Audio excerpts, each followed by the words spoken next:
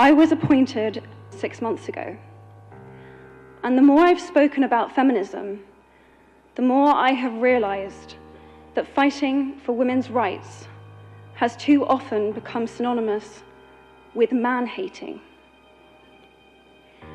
If there is one thing I know for certain, it is that this has to stop. For the record, feminism, by definition, is the belief that men and women should have equal rights and opportunities. It is the theory of the political, economic, and social equality of the sexes. I started questioning gender-based assumptions a long time ago. When I was 8, I was confused at being called bossy because I wanted to direct the plays that we would put on for our parents, but the boys were not. When at 14, I started to be sexualized by certain elements of the media.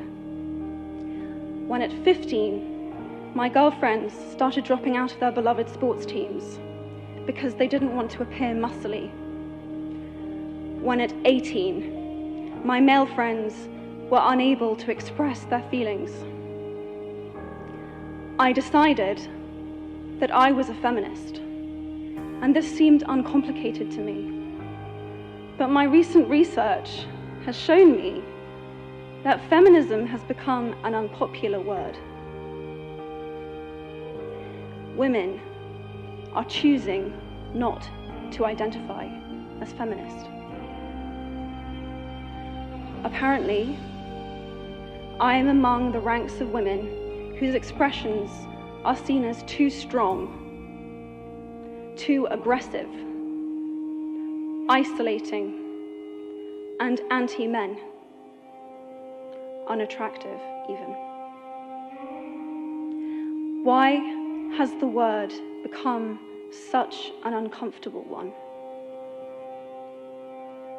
I am from Britain, and I think it is right that I am paid the same as my male counterparts. I think it is right that I should be able to make decisions about my own body. I think it is right that women be involved on my behalf in the policies and the decisions that will affect my life. I think it is right that socially I am afforded the same respect as men. But sadly, I can say that there is no one country in the world where all women can expect to receive these rights.